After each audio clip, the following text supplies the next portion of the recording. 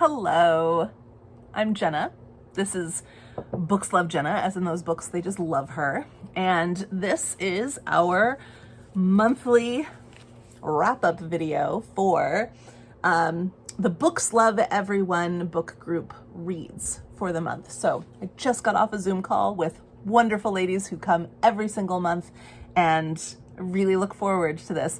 I'm remembering now, 6 months ago, when I first put out the call to you can come to a Zoom video and we could discuss these books live. And I wanted to do that because I felt like it was really an important thing to be able to actually interact with the people you're reading with. So many times over the years, I myself have joined in on a group read or a buddy read, but then never really showed up for anything because it felt good to read the book and know that other people were reading the book. But I really wanted a layer of humanity for this book group, and we definitely have created that. It's so fun to get together every month with these ladies, and I think of them as I'm reading the books each month now. I think, oh, I wonder how they'll react to this. I wonder how they'll react to that. I wonder if they'll mention this, if we'll talk about this. I wonder if we're seeing this the same way. And so it really does create this feeling of togetherness, and I'm really, really enjoying it. So I just got off a Zoom call with them, and we laugh a lot. We laugh a lot when we're together. And even though neither of these books are books that you would necessarily laugh all that much at, we still found a way to laugh quite a lot. And also, I think we're gonna have a lot to say about June reads because we already started talking about them in this video. But I digress. Let's dive in. The Stubborn Light of Things by Melissa Harrison was our nonfiction read. It was paired with This Is Happiness by Niall Williams, and I have to warn you that for me, This Is Happiness may be my favorite read of the year. It is definitely my favorite read of the year so far, and I have felt that at least 3 times already this year with 3 books. This is the 3rd book that I have felt, oh, this could be my favorite read of the year. So I can't say, by this time last year, I knew without a doubt that it was The Ministry of Time. I knew without a doubt that nothing was going to blow that out of the water. Nothing had compared to it before I got there. Nothing would be able to usurp its place. And I still think, I haven't read it since last year, but it could still be my favorite read of this year. I love The Ministry of Time so much. And I knew at this time last year that was my book of the year. This year, I've had 3. Oh, Lola, no, baby. Don't chew on that. Don't chew on that. No, we're not going to chew on that. We're not going to chew on that. This year, I have already felt like 3 different times I have met my favorite book of the year. That is unheard of for me. So it's been a phenomenal reading year. I am a little bit behind on my reading goal, and I don't care. And my reading goal was also set much lower than previous years' reading goals because I really wanted to slow down. And I really wanted to dig deep into books that I love that really nourish me. I wanted nourishing reads. I'm reading a lot of junk food. I'm reading a lot of junk food books, but also I wanted nourishment. And so definitely getting that. I'm feeling it, I'm getting it, and I'm loving it. And This Is Happiness is one of those books for me. I will say, one of us that read this book together didn't love it as much. She was talking about how she didn't have a physical copy. She didn't get a physical copy of it, so she was reading it, or she was listening to it via audio. If you've been around for a while, you know I'm a teacher. I'm a really big advocate for audio. There's actually, there are things as far as for literacy, as far as tracking and vocabulary enhancement, sentence structure, learning sentence structure, things like that, where physically reading a book is an important event. You should definitely, on occasion, physically read a book. Absolutely. But also, I'm an English teacher, and I've read the studies. I know that story-wise, literary element-wise, your brain doesn't know the difference between listening to this story and reading this story as far as visualization goes. And so, huge proponent. If audiobooks open a world of story to you, that's still building empathy, that's still building a love of language, that's still working on imagination, that's still working on attention span. So many things that listening to a book will do for you. And then also all of the research, which I'm just starting to really get into, but I've always felt on a visceral level, all of the research about the importance of being read to, the human connection, not just for children. And I just read a statistic about how only 41% of families in the United States say that they on occasion read aloud to their children. Just 5 years ago, that number was at 60%. It's down to 41%. Stop it, people. Stop it. I know I'm preaching to the choir, though. If you are here watching a BookTube video, I don't need to tell you about the joy of books. However, read aloud, listen to people read aloud to you. That is essentially what an audiobook is. It is someone reading to you, like a bedtime story, right? It's a beautiful thing. Do it. This friend, she listened to it, and she did not have the same emotional response to it that those of us who read the physical copy did. And I think in this instance, there's something to that. I was trying to express very ineloquently how just the actual feel of this particular book was so satisfying to me. The way that it feels, the weight of it, the smell of it, the way that it looks on the page, the way the page feels, the way it feels when it sits open in my hand. Everything about this experience was, I use the word, and I don't know if it exists, but you'll understand me, sensorial. It was a sensory experience. And then the imagery in here, as you can tell from my billions of tabs, the imagery in here is just evocative. One individual in our group said that this was not the kind of book that you could read quickly. You had to slow down.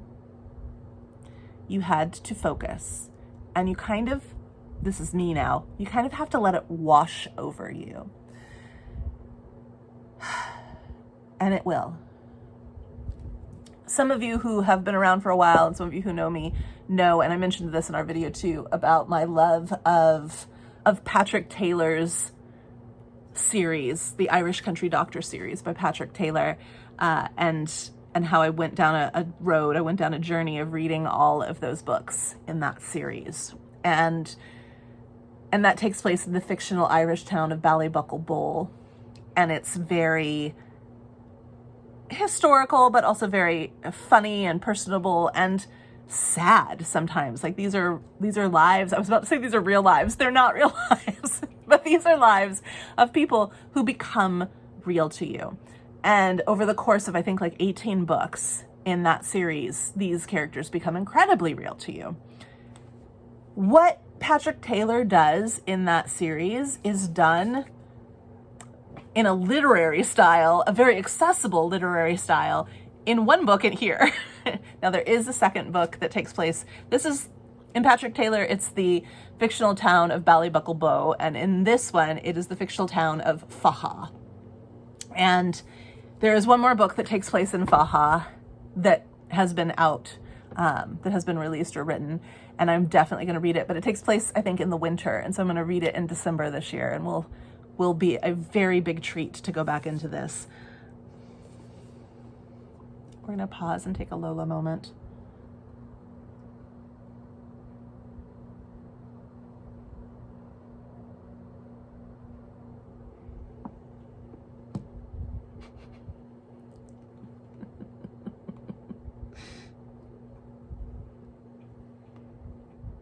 She's snuggling with Dobby. She's pulled all her toys out of her box. Yes, you. Yes, you, little one. Hello. Am I talking about you? Yeah. Anyway, I don't remember what I was saying. I don't remember at all. But, that I'll read it in December, because I think it takes place in December. I wanted this book to never end. So what's it about? Why? Why did I love it so much? It is about the fictional town of Faha. And you get all of the details and the gossip of the town, going back hundreds of years, going back hundreds of years. You get all of the gossip, but you're very much in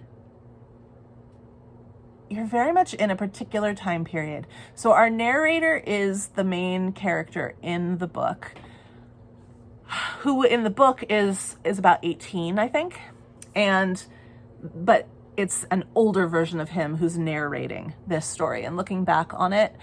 And the joy of that is that you have the innocence, the naivety, and the character growth, or the coming of age story of this boy, but you also have the wisdom of hindsight that gets superimposed from time to time as the elder character starts to make sense of the past. And you as the reader get all of those insights, but they're revealed to you through story, almost as if the elderly narrator is discovering them himself in the telling of the story. It's as if instinctually or intuitively, the elderly narrator knows what's important in the story of his life, but not necessarily how those things intersect until he's telling them to you.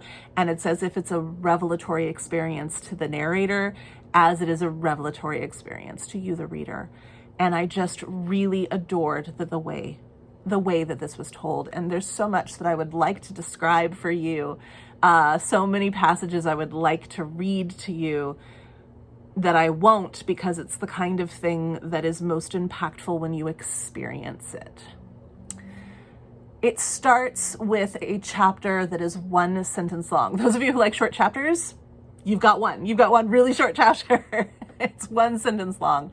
And that is something to the effect of, it had stopped raining, because it's always raining, and it stopped raining. And this is a huge deal. It stopped raining coincides with the arrival of people who want to put in electricity into the town of Faha for the very first time ever. It's a kind of change that is going to be monumental. There are people who are going from house to house. It brings a whole new set of people, fresh blood, into the town. And it sends some people who have never left the town out into the world. And again, you hear all the gossip. You see all of these crazy things that happen. It's like an old man telling you a story. He doesn't retell stories all the time, but he goes on tangents. Those tangents seem like there's a character that's referred to as the German. So at the end of World War II, this dude who was a German officer, we're not told about his backstory other than that he comes and he settles in Ireland, in Faha. And he just shows up from time to time. We hear a little bit about how he's there, and there's one story or one chapter that's kind of dedicated to him and an interaction that happens. But really, it's just like, eventually there's just, if there's a list of people, like, everyone was there, so-and-so and so-and-so, and the German and so-and-so. It's like, there's all sorts of characters like that where you're like, why are we reading about this?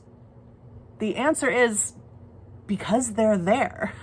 Every part of the story is integral to every other part of the story, even if you don't know exactly why. To remove them would be to tell a falsehood. So you keep them there. And, because they live in the narrator's mind, they live on the page. And because they live on the page, they live in your mind. And now the town is incomplete. The story is incomplete without these characters. It's not the kind of book where it's not the kind of book where you understand. What am I trying to say? Not everything pulls equal weight in the book, but everything is vital. Everything is vital. I think a lot of times in storytelling today, especially reading all the YA that I read and have been reading recently, and thinking about what we're feeding literarily to our up and coming adult readers, our teens,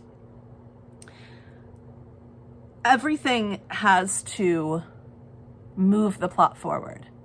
Everything has to move the plot forward. There's no adornment of anything at all. It's all goal oriented. And although this story certainly has a goal,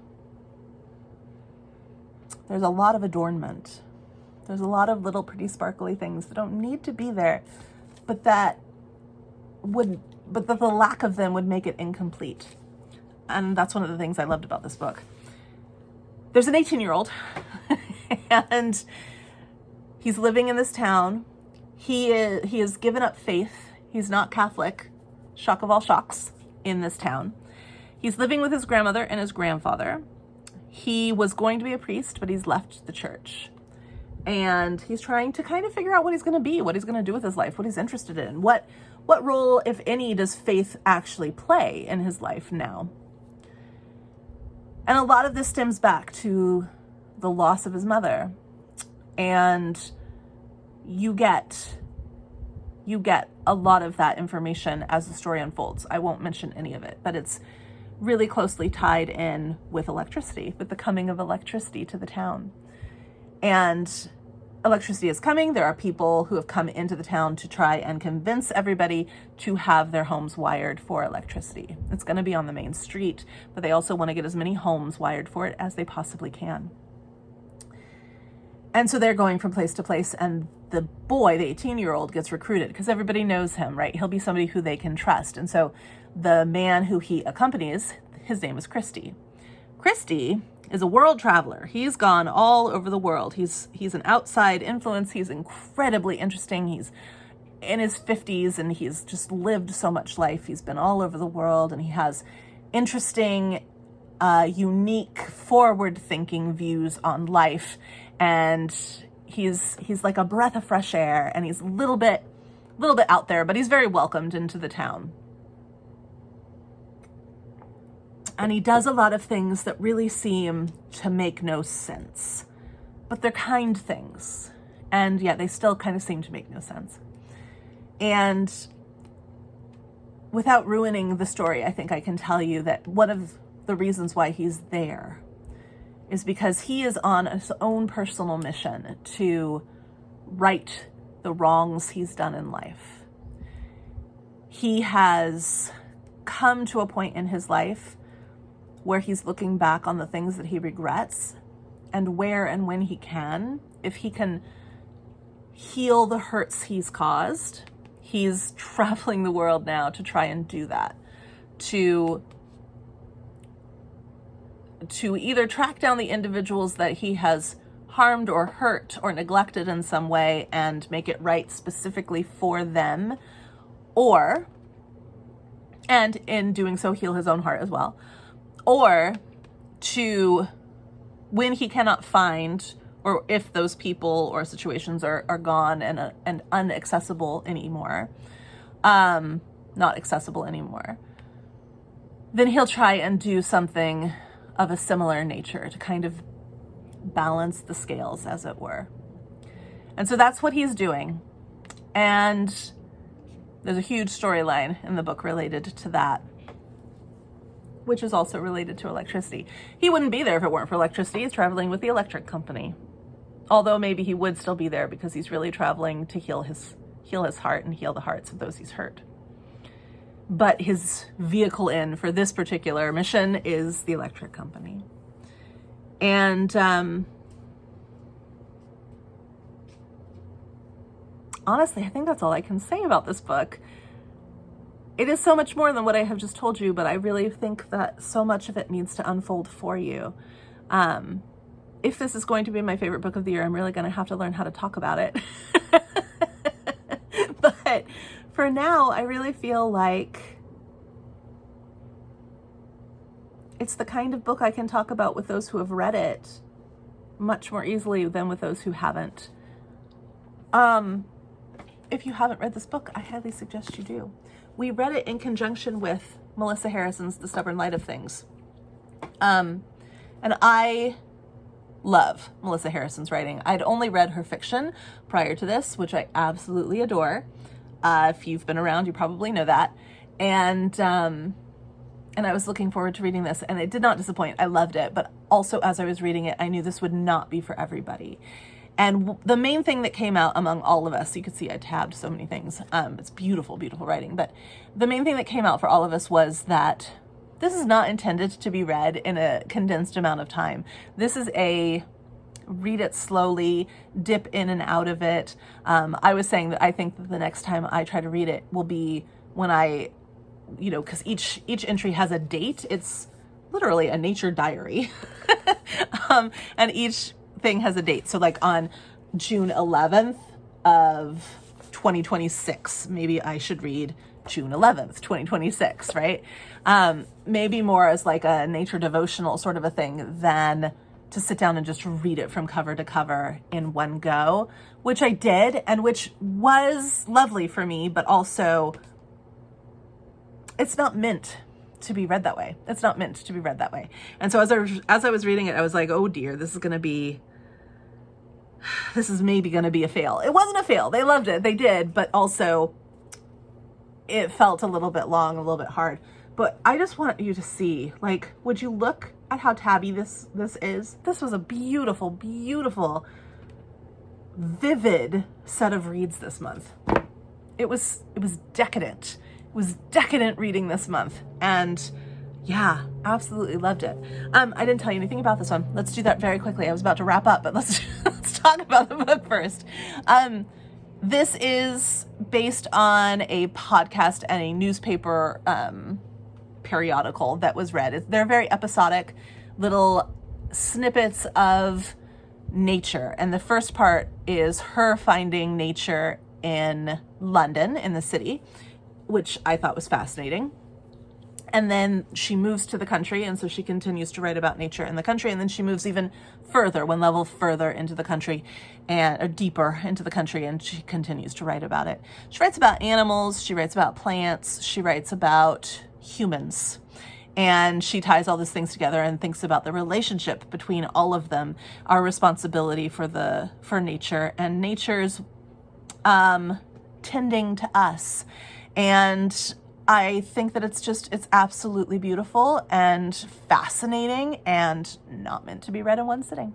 So, highly recommend both of them. Highly recommend. This was a really excellent reading month. And yeah, I've already finished the book for June, one of the 2 books for June, and adored it. So, really looking forward to talking about June. If you read either of these, let me know what you thought about them. And until next time, let's go read.